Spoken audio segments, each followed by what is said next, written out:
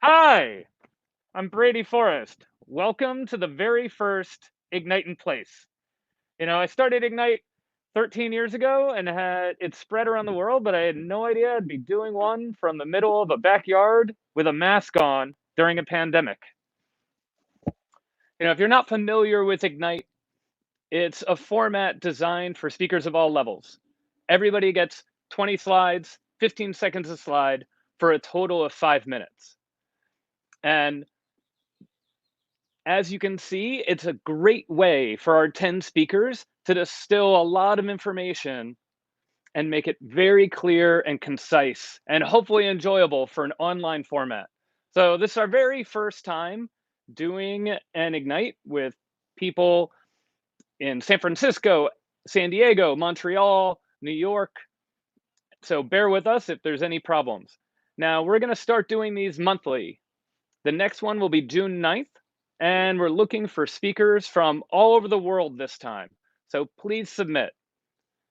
And before we get started, I just want to say this has been a crazy time. Like, I moved up my wedding by 6 months to make sure my wife and I were able to see each other in case of a disaster. The internet is down. But I also get to cradle my cats a lot more. And working on Ignite is something that's always meant a lot to me. And so personally, I'm going to get a lot of solace and joy out of doing this. And I hope you do too. So now I'd like to welcome our very first speaker, my friend Yancy Strickler. So, hey, Yancy, thank you very much for being here. This is your second Ignite. Take it away. All right, thank you, Brady. What's up, y'all? I'd like to talk to you all about self-awareness in a crisis. Now, I can imagine that sounds like a luxury in a crisis. Who has time for self-awareness, like Prada in a pandemic? But I'm here to tell you that self-awareness in a crisis is key to getting through it. Now, when a crisis comes, whether it's an alien invasion, zombie hordes, or anything else, everyone has the same instinct to run. But while most people are just running from the scary thing, a smaller number of people are running towards something with a plan. Now, in movies, this is normally Tom Cruise. Tom is running to save the world or to save his family. So the question is, well, how does Tom know how to do that? Well, Tom Cruise has a high degree of self-awareness in these roles. And to understand self-awareness, we have to think a little bit about self-interest. The way we think about self-interest today is visualized through this hockey stick graph, a line where whatever it is we want is growing so fast, it slopes up and to the right. But when you think about it, this is actually just a tiny slice of a much larger picture. The x-axis, representing time, goes from now all the way into the future. And the y-axis, measuring self-interest, also grows. As our responsibilities grow, so does our self-interest. It goes from me to us. So actually, our self-interest is not just this now me space where hockey stick graphs live. It's also future me, the person that we want to become, who comes true or not based on our choices every day. It's now us, the people we rely on and who rely on us, and future us, our kids and everybody else's kids too. The first time I drew this picture, I thought, what is this 2x2 a picture of? And I wrote beyond near-term orientation. And I realized this is an acronym for bento. It's a bento box. A bento box is the Japanese packed lunch with 4 compartments and a lid. It lets you carry a variety of dishes without anything getting spoiled. It's healthy balance. The bento also honors the Japanese dieting philosophy of hara-hachi-bu, which says the goal of a meal is to be 80% full. That way you're still hungry for tomorrow.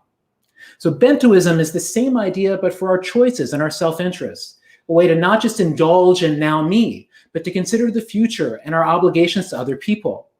Now, the bento is also a kind of UI that you can use to make decisions. So let's imagine a smoker asking their bento whether they should quit smoking. Now, to do this, they just isolate each voice and see what it has to say, because different parts of ourselves will have different rational reactions. So if a smoker asks their bento whether they should quit smoking, their now us, their future me, all say, you should quit. Think about your kids. Don't set a bad example. Think about your future self. But the smoker's now me, which is addicted to nicotine, says to keep smoking. And it has a rational perspective based on its very limited point of view. So this now me focus makes us only passively aware of the world. And this is where we're stuck right now. When you only see now me, you fail to think about other people. You fail to consider the future. A now me viewpoint makes something like addiction rational. Hey, it's good for right now. The future and other people don't matter. It also makes something like sacrifice, giving up something now to get something bigger later on, an unthinkable option. So instead of being trapped in this passive now me perspective, what we need is an active awareness, one that allows us to see the full bento, now us, future me. This is our next step. This will allow us to make choices not just satisfying one of these boxes, but all four of them. Now, if we think about where we are in this current crisis, there are both passive and active responses to it. The passive response is maybe to buy toilet paper, but the active response is to try to solve that problem forever, maybe by getting a bidet. If you think about the quarantine, there's also a passive and active response. The passive response is to binge watch, just to try not to think about what's going on, disappear into something else. The active response is to lean into the full spectrum of your life, to think about that future self, to not let that atrophy, to build that muscle memory, to see the full spectrum of your choices. You do that through a simple exercise. Every week, I draw in my notebook a blank bento, and I write above it, how should I use my energy? And I let each of these four voices respond. I use this to shape my to-do lists and to think about my time. Now, this is something I've also started doing with other people online. So if you just want to spend 20 minutes a week doing this together, creating accountability, you can go to bit.ly/weeklybento. This transition from a passive awareness, only seeing now me, being short-term, self-interested, this is what has our world stuck. The transition to an active awareness, to seeing the rationality and the importance in these other spaces of life is what will allow us to get through it. This is exactly the tool that Tom Cruise has used to survive and thrive in every one of his movies. And it's the same for all of us. It's about learning the spaces where we truly have a say and stepping into them. You can learn more at bentoism.org or at my website. Peace. Awesome. Thank you very much, Yancy. It is great to see you. Be safe and take care. Take care. All right. Thanks a ton, Yancy. I just wanted to start off with a talk that set the stage for where we are. It touched on COVID, but didn't dwell on it. Now, our next speaker is someone who saw what was happening to her beautiful city of San Francisco, with boards being put up all over on restaurants and formerly vibrant places, and decided to fill that void with art. Please welcome Meredith Winter. Hi, everyone. Thanks for being here, Meredith. Hi. Take it away. Great. Hi, everyone. I'm Meredith Winter, and I am here to talk about Paint the Void. Paint the Void is an initiative we started about 1 month ago today to connect artists with businesses in the area that had been affected by COVID and who have been shuttered. So we are matching businesses with muralists. And as we all know, art is a very powerful messaging tool. And in the face of crisis, it's really amplified a lot further. And throughout history, we can see how artists react to the times around them, from the movements in art history, from abstract expressionism with the reaction to World War II. And also, even in Coit Tower, we have Depression era murals, which is just kind of a recreation of the history that's happening again. And as you can all see in the Bay Area, there's lots of boarded up storefronts, and it's been a pretty apocalyptic site, and it's super dismal and really depressing and really quite scary. Walking down the street, it just doesn't feel like our own city anymore. And in this really crazy changing landscape, artists have found a way to find these really radical moments of beauty on our streets and offer some hope to people and really make our streets a little bit brighter during this time. This is an initiative that's started by my company, Building 180, and we are an art production company in San Francisco, and we produce complex installations across the country. So creating this type of work is really in our blood. Producing is what we do, even from our own home and from afar. And Art for Civil Discourse is our partner, and Inga, who has had an Ignite talk here before, has also kind of the same vision of bringing public art into our lives and into the streets. And this project really started as a way to provide a little hope for people. And artists have a way of interpreting what's going on around them and really flipping it to be the historians of our time. And we're seeing that now more than ever. And even though things are kind of crazy, that artists in the face of all this are able to create these really beautiful and uplifting imagery that has really revitalized neighborhoods and made the streets feel a little bit safer and a little bit less dismal. It's also quite a different opportunity for artists, as there's a lot more canvas space for artists to create. So even in the face of this horrible time, artists are really drawn to doing this type of work. This started about 3 weeks ago. We launched a fundraiser for to paint the murals. We initially started at 10K goal, and we reached that goal in 55 hours. And since then, we have seen a crazy amount of outpouring of support. We have raised about $50,000 in donations in the last 3 weeks. We've completed over 35 murals, partnered with a lot of small businesses and neighborhood associations and donors and just all sorts of people.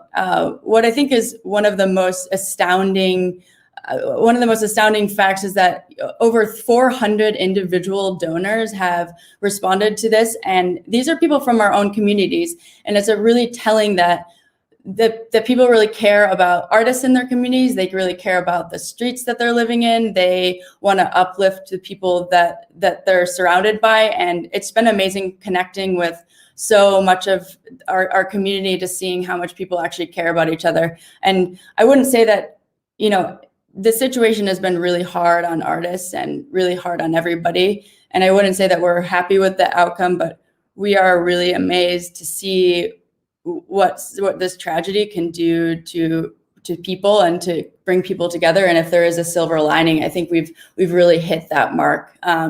And we're starting to expand this initiative. We've been working with other local efforts or efforts across other cities. In LA, they're starting a similar initiative, and we really think that this has the possibility and the potential to extend beyond COVID, where we can change our streets and we can work together and we can make our cities more beautiful and work in unison. And I think that there's a lot of opportunities to continue to working with our communities and extending this to community gardens and to other public places, so that we can all kind of have a piece of this beautiful project together. So we're really happy to see how everything's come out, and we think that it's made a difference, and we're grateful to have helped in that.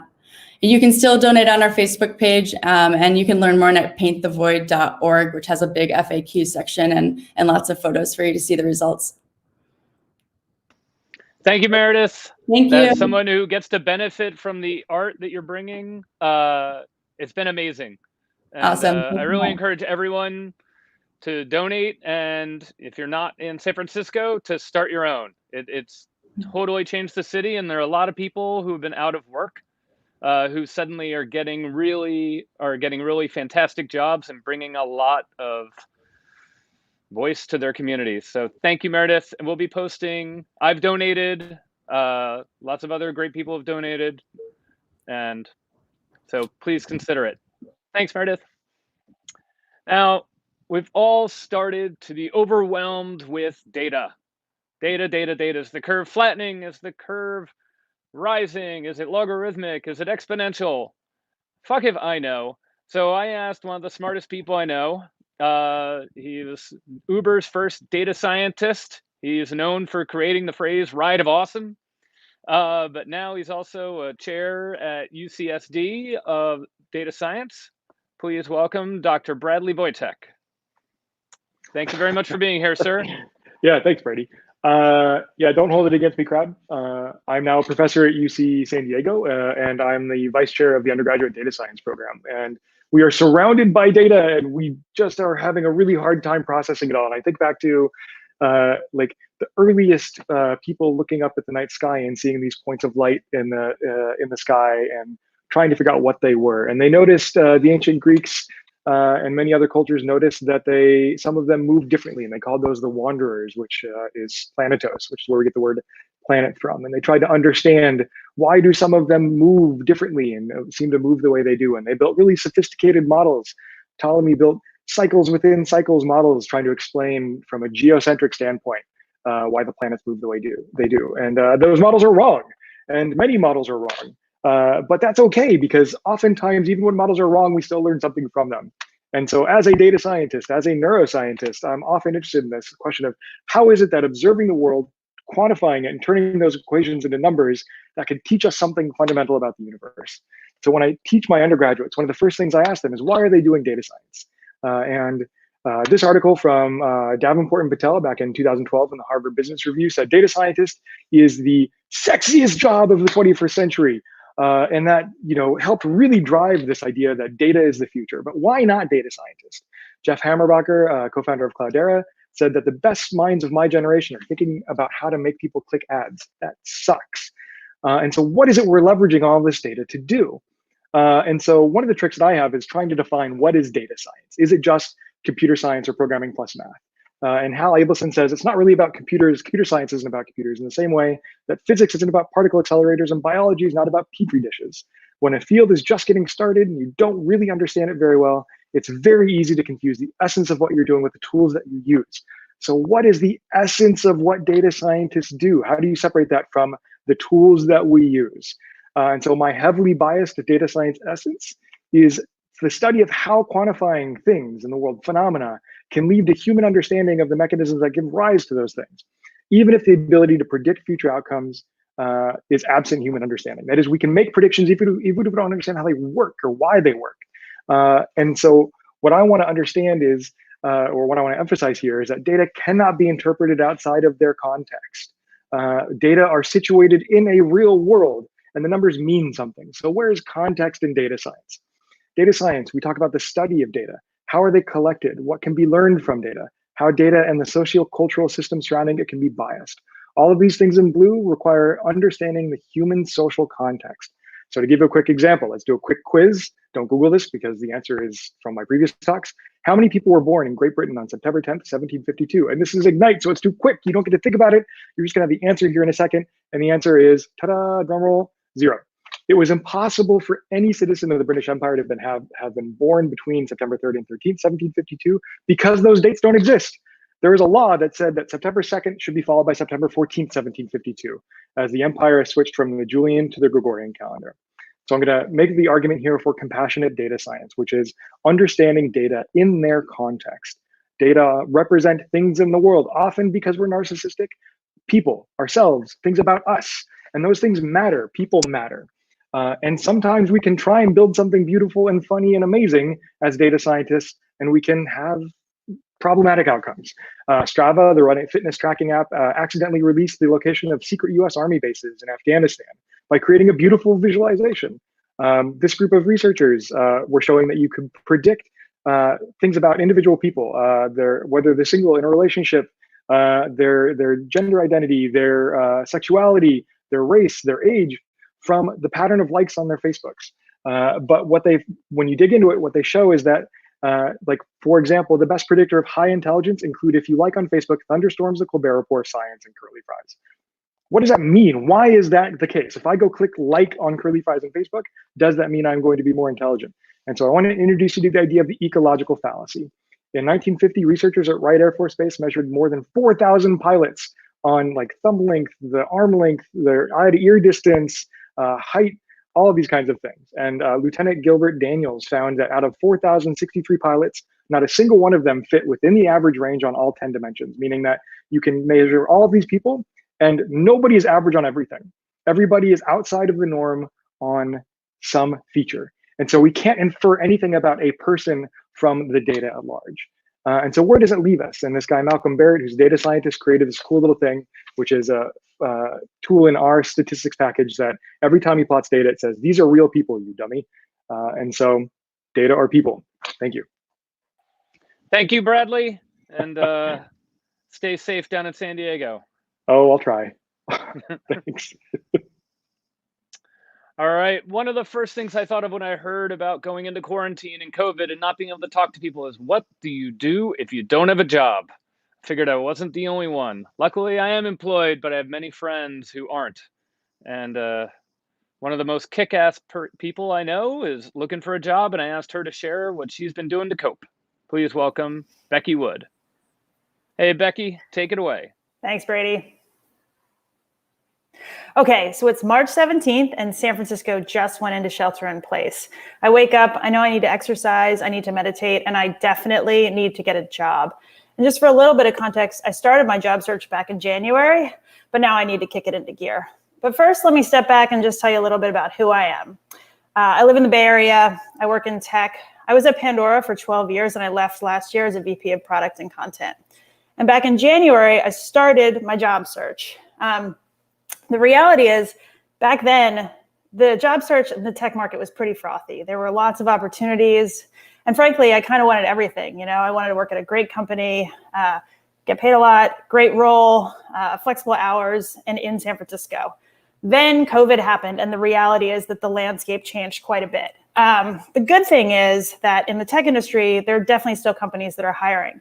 So think about like Instacart and delivery services or Twitch and content streaming services. But unfortunately, on the other hand, there are lots of companies that are either reevaluating their hiring strategy, pausing hiring, freezing hiring, or doing layoffs. So definitely check out candor.com to see where the companies that you're interested in are. Okay, so remember we had that like lush, green, opportunistic job search? Well, we're back to March 17th. And the reality is it looks much more like an extremely complicated single color puzzle. And so I know I need to adjust my job search in two ways. So strategy number one is really thinking about company and role expansion. What are some companies or roles that, you know, maybe I didn't want before, but now I'm excited about? And number two is location strategy expansion. So while I still might want to work in San Francisco, I'm happy to go down to the South Bay. Okay, nobody wants a complicated black puzzle job search. You want green and lush and opportunistic job search moments. So I'm going to walk you through some tips and tricks that should help you get a job during this pandemic. Tip number one, get organized. The stakes are super high right now, so it's just very important to have all your stuff together. So think about, you know, your company target list, your mentors, your peers, old bosses you want to talk to, have all of that laid out. And honestly, you should just use a project management software tool, something like Trello or Asana. It's super helpful to kind of just lay out all the work you're doing. It's the work to get a job. You can color code things, make it really efficient. Tip number two, make and take all the virtual coffees. I think the good thing about COVID, honestly, right now is just that people are really excited and inspired to help you get a job. So definitely leverage your friends, your network, your family as much as possible. Okay, tip number three is practice telling your story. You know, if you're going to interview at a specific company for a specific role, have a crisp and clear story. Also put a couple of the stories you want to tell in your interview in your back pocket and use the STAR framework: situation, task, action, result. Okay, COVID has literally changed everything, and I'm sure it's changed the company or the business that you're actually going to interview at. So think about like high-level, long-term strategy changes and even near-term things like roadmap, marketing. Think about the ways COVID is impacting things. Also, if you're going to go for a product or a tech or an eng role, think about features or functionality that potentially the company could build right now that would be valuable. Okay, so let's imagine you open up your email and you get this amazing email from a recruiter and you're totally like, fuck yeah, I just got my first onsite. Just kidding, it's not an onsite. It's going to be a 5-hour virtual Zoom interview, but I'm going to talk to you about approaches that are going to be really helpful in getting you through the day. Okay, approach number one is to make sure you're Zoom ready. So you know those like real cute Snapchat ears, cat ears? Turn that off. Also make sure you have an interesting background or something that's just clean and crisp and nondescript. Tip number two is to have your full arsenal ready. So the reality is you're gonna have like back-to-back interviews. So you wanna make sure you have water, coffee, snacks on the side. Also, you want the audio quality to be really tight. So use AirPods or some other good audio thing for great hearing. Okay, interviewing in general is a total emotional roller coaster. So there are ups and downs, and frankly, with COVID and the pandemic, it's even exacerbated. So try and be flexible and enjoy the ride. All right, back to me. I do not have a job yet, no offers accepted, but I am super excited about where I'm at and I'm in some final rounds. And frankly, I think there's a lot of great opportunity. And realistically, I'm just taking it one day at a time. So in summary, if you want to get a job during the pandemic, think about 1, strategically expanding your focus. 2, get organized. 3, tell your story. Make sure you understand how COVID is impacting the company you're after. Be Zoom ready, stay flexible, and come talk to me and connect with me on LinkedIn if you want to talk about getting a job right now. Yeah, this is real. Thank you very much, Becky. Thanks, Brady. All right. So the Bay Area has been hit, but not hit as hard as a lot of other places. And here to talk about what's happening elsewhere around the world, as a lot of us are in quarantine, is Alex Gladstein of Human Rights Foundation.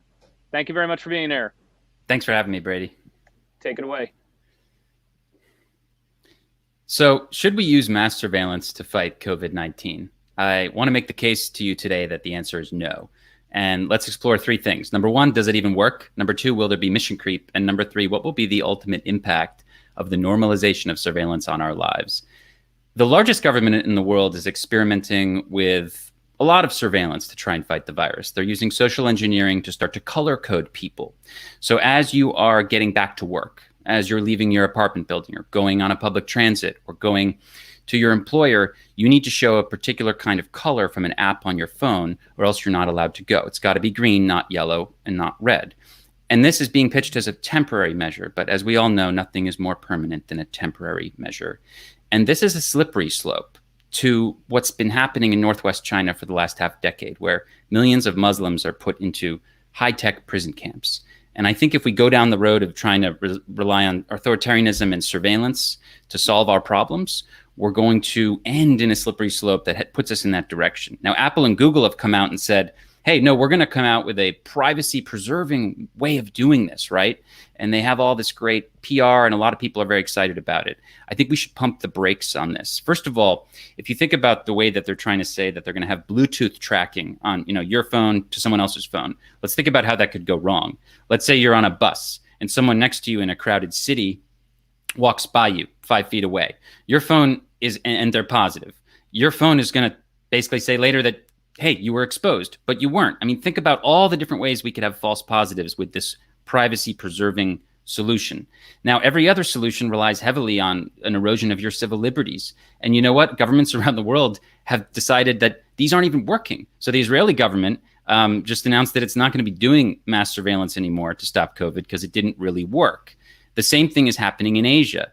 I'm about to show tweets from an Economist correspondent who's basically saying that, number one, in Taiwan, the health authorities only in one case was mass surveillance helpful to them. One case. And in Singapore, the health authorities are saying it can't even replace traditional contact tracing, which is when you interview people at the hospital.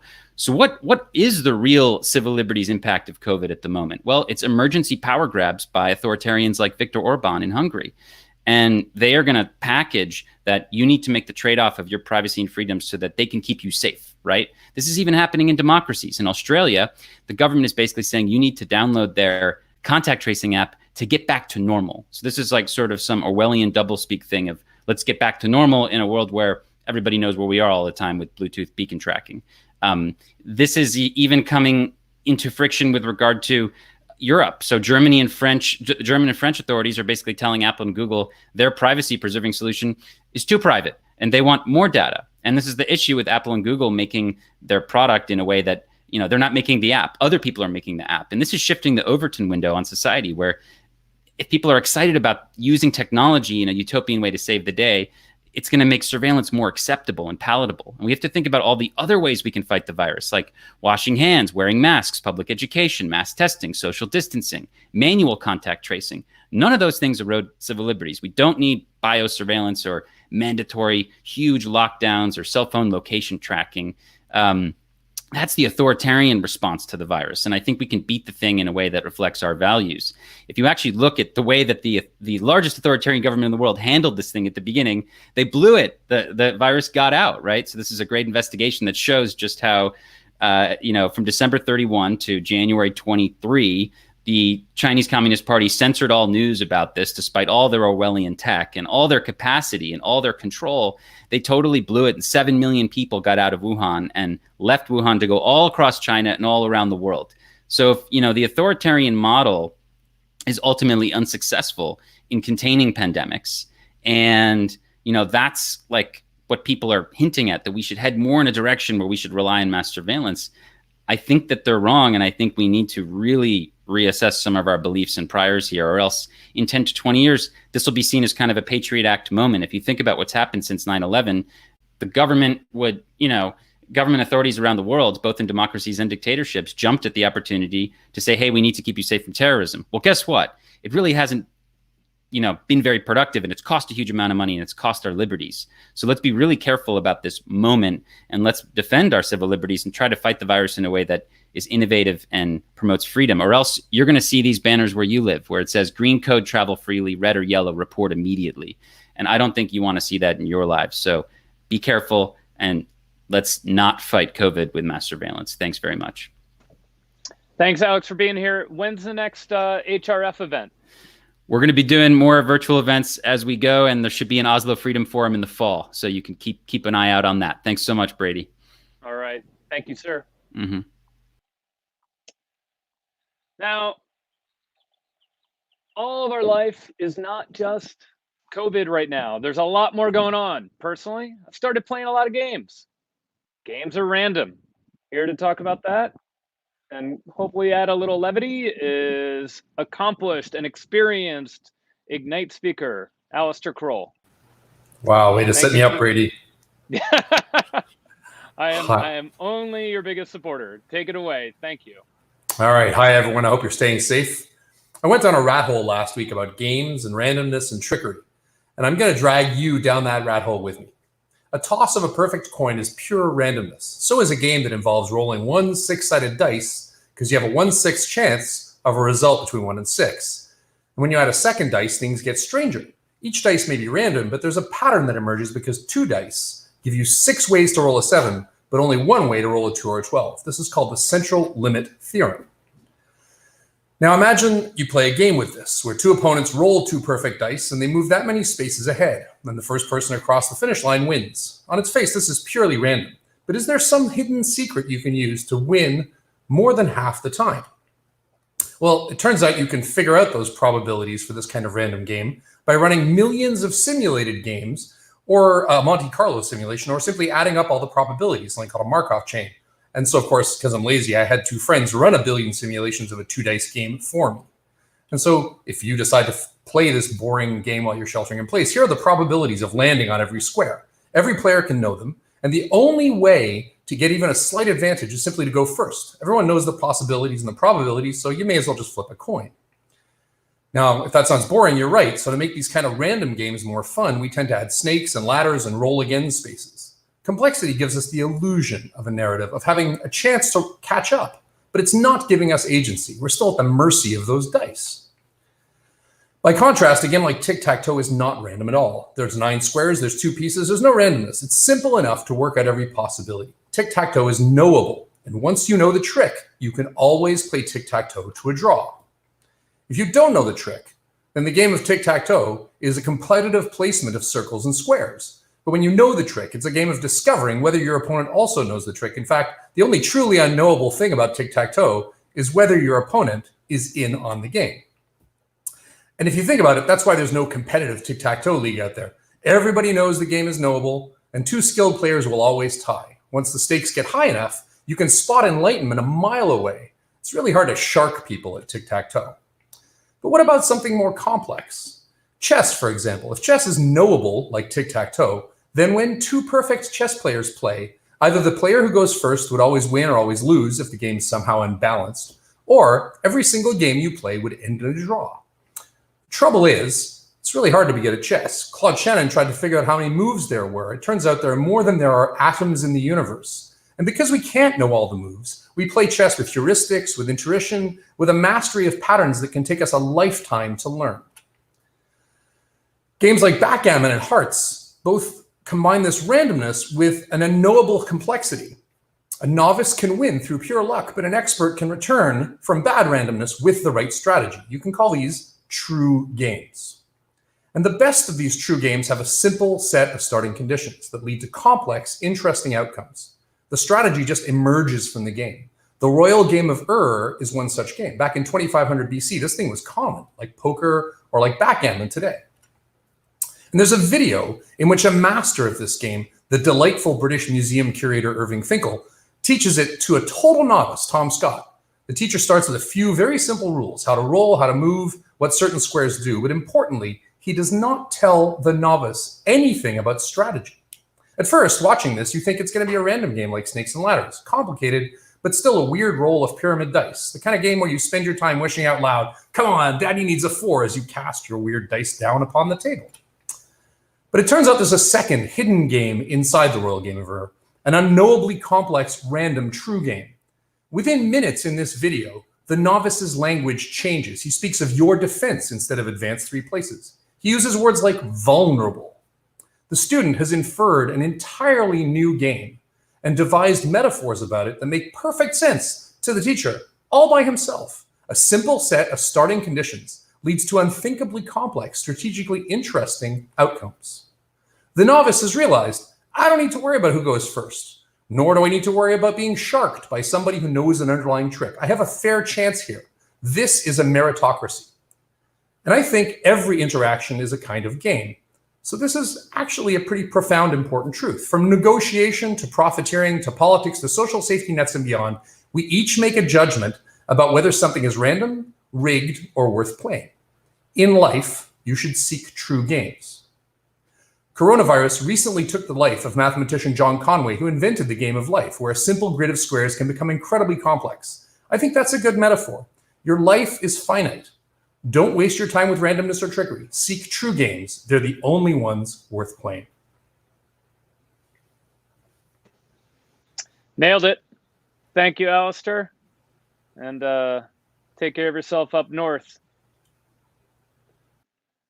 All right. I just wanted to comment again on Paint the Void. They are a nonprofit that we are trying to support. Normally, we would charge just to cover expenses for this, but we're doing this and in part to support them.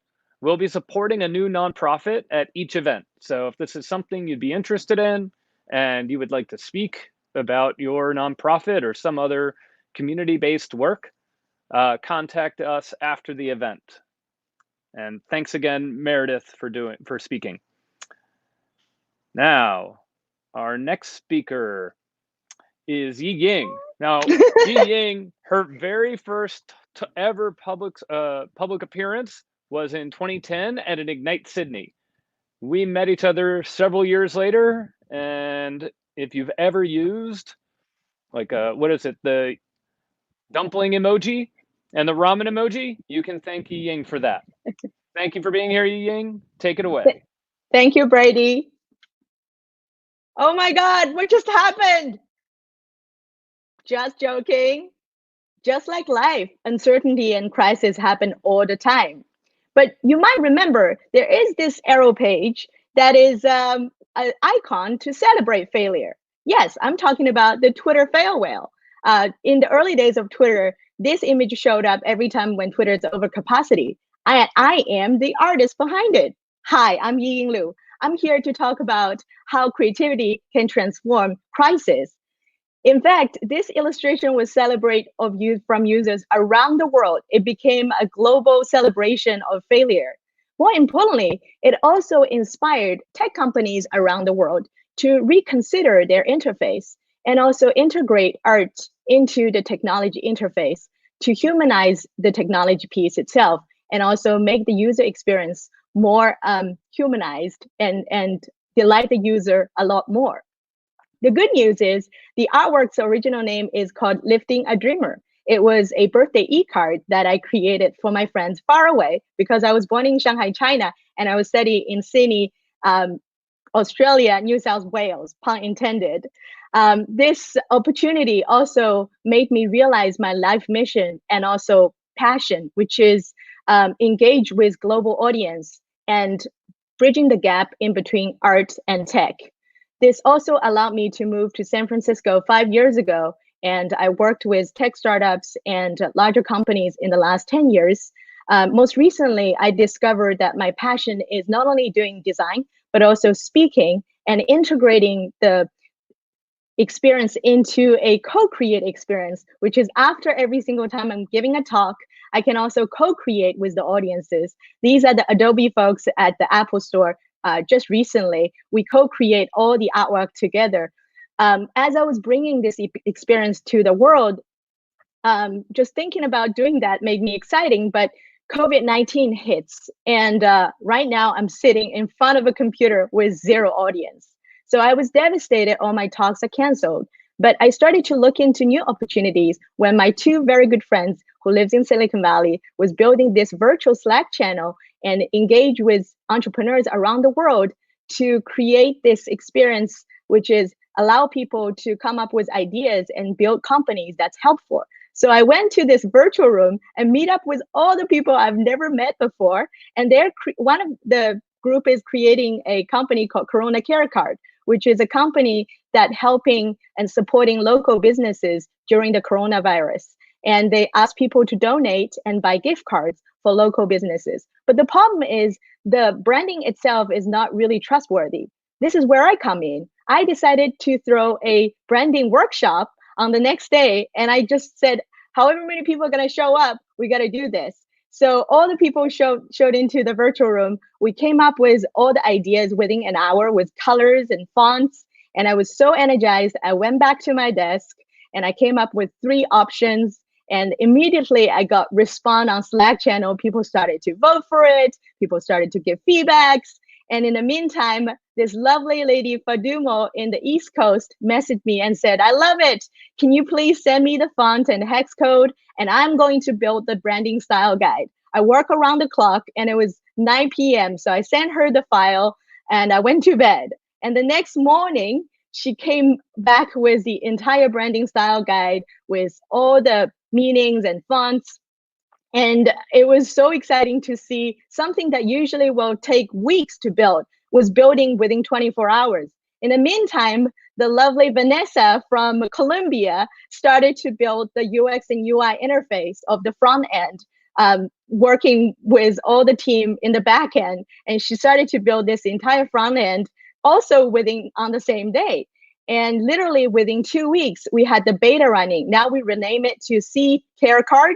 And we have the website and also the mobile phone version available. Now it's available on the internet. And just about recently, the project was being successfully featured in Bloomberg Technology. It was a humbling experience to see all these things coming together. The truth is, during crisis, there's a lot of things we cannot control. But what we do have control is how we react to it. So to celebrate perseverance, to celebrate entrepreneurship, I created this Phoenix to remind us, keep going and keep rising. Thank you.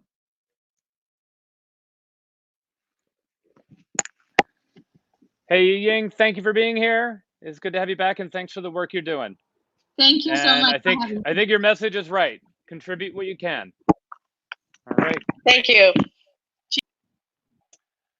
Now, our next speaker is going to talk about a set of people who are just really suffering right now. I'm talking about parents. Parents are fucked. All right, take it away, Becca. It's a wild world out there. Thanks, Brady. So I'm not a mom. So to me, this was a huge news flash. But parents all over the country are working from home with kids right now, and they are losing their minds trying to juggle caregiving and their job. So this talk isn't to claim that all parents are having a bad time, but some definitely are. And I know this because I'm a leadership coach for high achieving women, many of whom are moms. Over the past 8 weeks, I've observed some of the most batshit crazy private family moments. Now, no longer private at all, but broadcast to everyone in our Zoom meeting. The term dumpster fire has been thrown around. And I have a good chunk of male clients too, and I couldn't help but wonder why the dads I work with got interrupted so much less than the moms. And okay, like we have to take a minute to talk about these interruptions because they are absolute gems. A couple that I've seen, a child ambushed their mom with news of her fart. I learned that if you put a baby down for 30 seconds, it will almost definitely turn over the dog's water bowl. An older kid climbed a bookshelf behind his mom's desk only to pull it down on top of himself. Don't worry, he was fine. And another kid slammed the office door over and over again as a bid for his mom's attention. When that didn't work, he yanked her earbuds out by the cord. Now, these are all real stories that happen in the background on live work-related Zoom calls. And because all these moms are probably too beleaguered to give this talk themselves, I'll say on their behalf, the situation is not just untenable, it's impossible. The women in the foreground of these Zoom calls have been fighting hard to close a systemic $1 million wealth gap that we know to be caused by failing behind after caregiving and childbearing. And over the last 2 months, women have found themselves thrust back to some seriously old school gender roles and dynamics. The default seems to be that in quarantine, it's mom's Zoom call that's going to have to wait. And between the funny or crazy moments, what I see as a coach to these women is a very real fear of losing footing compared to their colleagues and a serious psychological exhaustion as they juggle all of this. One mother to a 6-month-old baby reported that she now gets the bulk of her real work done from her parked car in the driveway. One day, her husband knocked on the window and asked, hey, when will you be done? Done with what exactly? Her professional obligations? Her work is not any more done than his was when she handed him the baby. But because of the fact that men, on average, make considerably more than their female spouses, their work is literally valued more. Many women are planning to stay home with kids until childcare reopens so their husbands can go to work, putting their own careers at risk. And for single moms, oh yeah, there's no plan. The New York Times said it pretty well. Plenty of social inequities have come to light as COVID-19 has swept the world, but the pandemic has also emphasized the often lopsided division of labor in the home. Laid bare here is the fact that much of women's careers are still cobbled together from a smattering of family support, expensive childcare, screen time, and major professional concessions. And if you want to increase gender equity overall, you have to enact policies that improve childcare and parental leave, which left me wondering, is anybody getting this right? Why are we so broken? And the answer is, yeah, actually, a lot of countries are getting it right. Iceland being one of them. Here's a couple things they did that are so straightforward. Their human rights and women's rights defenders have been loud, proud, and organized for decades. They instituted the equal pay standard, requiring all companies over 25 to get government certification of equal pay for the same job. Their childcare is not entirely free, but subsidized. And they've had 6 months of parental leave for both parents for 20 years. And as of 2016, 48% of Iceland's elected officials in parliament were women. This visibility of women has led the country to view what were initially women's demands 50 years ago to be seen as everyone's issues. So is there an opportunity here? I think maybe. Policymakers, anti-feminists, parents who are not typically the primary caregiver are all stuck at home watching this go down. Scenes that have been unfolding in the shadows are now right there in the spotlight, live on video calls for all of us to see. And my hope is that this quarantine floss this cultural imbalance back into the foreground, and we can use this mandate to achieve some kind of momentum on these policies again. A mother I spoke with praised her 4-year-old son for following quarantine restrictions because he was doing the right thing. And when her son asked, "Mom, is it clear that nothing will ever be the same again?" she decided to be honest and said yes. And her son responded, "I won't look too far ahead. We'll just do the next right thing." Our next right thing is pretty straightforward. Vote women in for 2020, vote out congressional leaders who didn't care to think about childcare during this time, talk loudly about parental leave to anyone who will listen, and demand a plan for reopening childcare along with the economy, because something's got to give. Thank you. Thank you, Becca. That is a rallying cry for later this year. Hope so. All right. Take care in New York. Be safe. Okay, we've got 2 more talks. And as we round it out, one is thinking about, what is a way to rise from the ashes? What is something that we should be thinking about as we come out of COVID? And the other is, how do we get out of COVID? Please welcome Dr. Shannon. All right. Thank you Take very it much. away. So did you know that there are 2 million Americans who don't have access to running water? And guess what? Frequent hand washing for these families during COVID, not easy. And I think to myself, wow, what an epic fail for us as a country. And, this got me thinking, this disruption has exposed the fragility of so much of our country. Whatever was in a precarious shape before COVID got worse. our public health system, the local business community, the post office, and yes, even Zoom security, all exposed as fragile. And we're all stuck inside, afraid we're going to die. And the only thing we could do is look at data. We're looking at infection rates and death rates and unemployment rates. It's really interesting. We're tracking stats as a society on a level that's really unheard of, which to a sociologist like me is pretty freaking cool. But what could be cooler is if we were tracking metrics that really matter for the long-term well-being of this country. And I was thinking, what if we had a dashboard that helped us make this data actionable? And no, not the creepy kind of dashboard that tracks your social score like a Black Mirror episode, but more like what Bhutan does with their gross national happiness. A dashboard where we could keep tabs on things that are important to us as citizens. We could call these citizen metrics. These are the things that, if improved, would truly be an epic win for us as a country. And in my work helping organizations become more effective, we call these KPIs, or key performance indicators.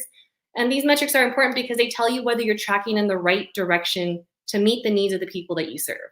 They tell you whether you need to course correct and by how much. And this data is super critical for responding quickly and effectively to change. So when I help organizations design agile systems so that they're continuously meeting the needs of the people they serve, we first ask, what are your customer metrics? What are the things that your customers care most about? How are you doing on those things?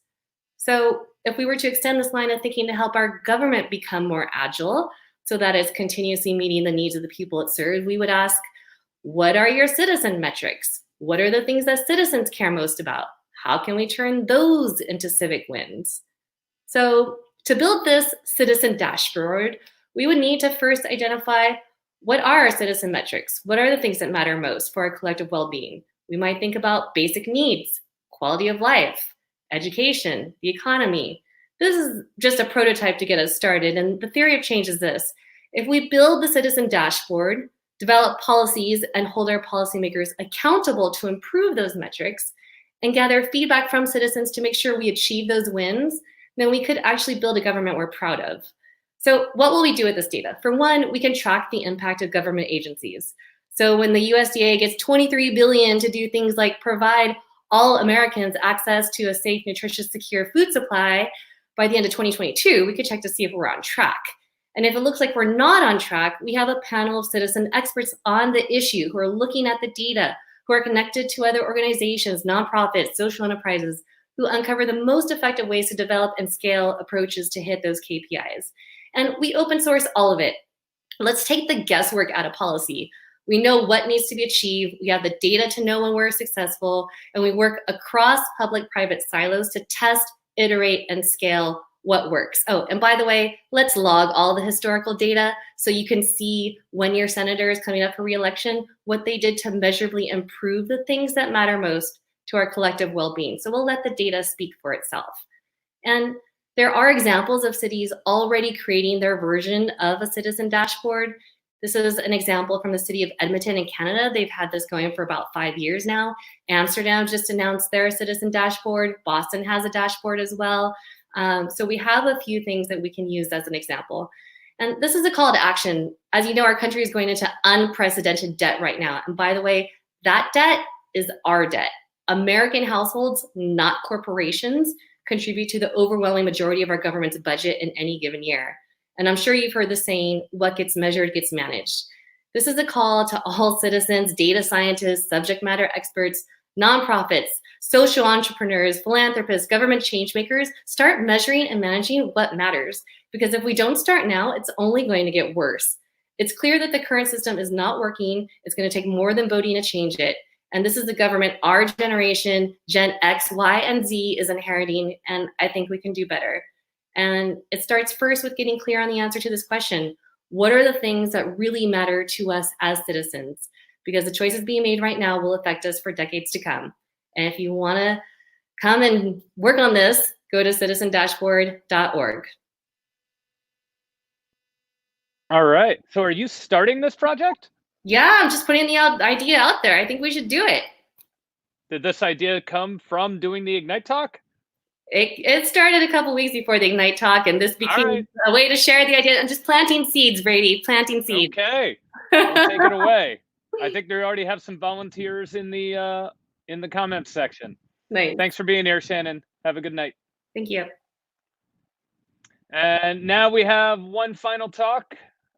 Please welcome up Raipan. He has been working on a website that sort of does what Shannon just proposed, but aimed at getting us out of COVID. So take it away, Ryan. Thank you very much.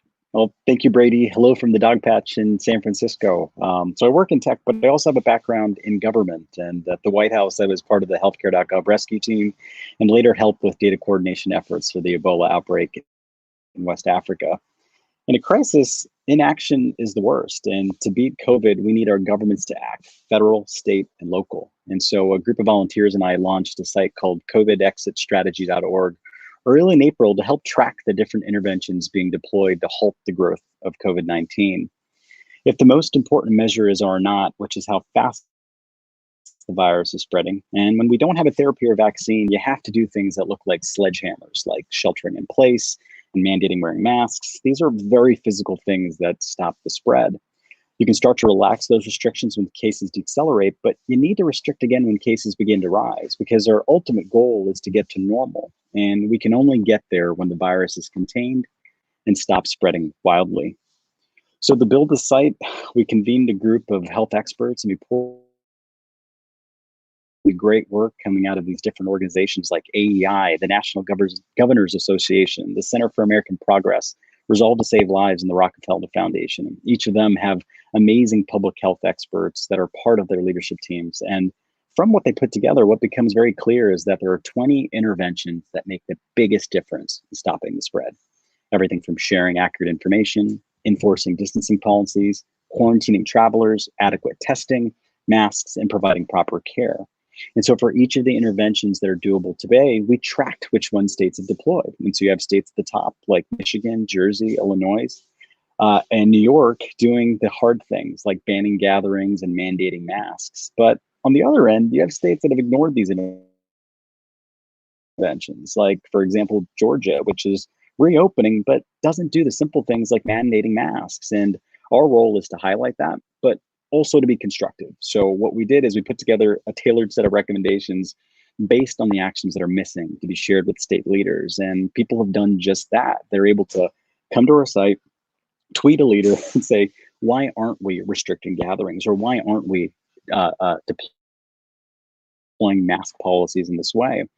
One of the biggest areas where we're all collectively behind is on testing. And as a country, we've plateaued around 250,000 tests per day, but we need to get to 500,000 a day to be able to test priority groups and about 4 million to test more broadly. And each state contributes differently toward this goal. Bigger state, you need more tests. And Rhode Island, New Mexico, New York have done great jobs, but others like Ohio and Washington and Arizona are kind of far behind. Our core team was inspired to build this because we all worked on the rescue of healthcare.gov. And in that situation, we were missing monitoring. And it sounds simple, but when you don't have monitoring, you can't actually do the things you need to. And we're missing that here too. What we need is clear, consistent, and transparent measures to be able to reopen. Guidance on what should be measured is coming out, and the White House produced its criteria. Cases in some areas very specific, and in others, measures that weren't quite completely defined. States are also beginning to do the same. I love the work that's coming out of Utah, which is doing its part to explain which phase we're in and what actions they expect. And the great part is just how clear and concise their recommendations are. Some of the stuff needs to be mandated, but I love the way they presented it. Not only also have they identified the critical measures they're going to track, they've also proven that they're able to collect that data too. And so the data geek in me loves that.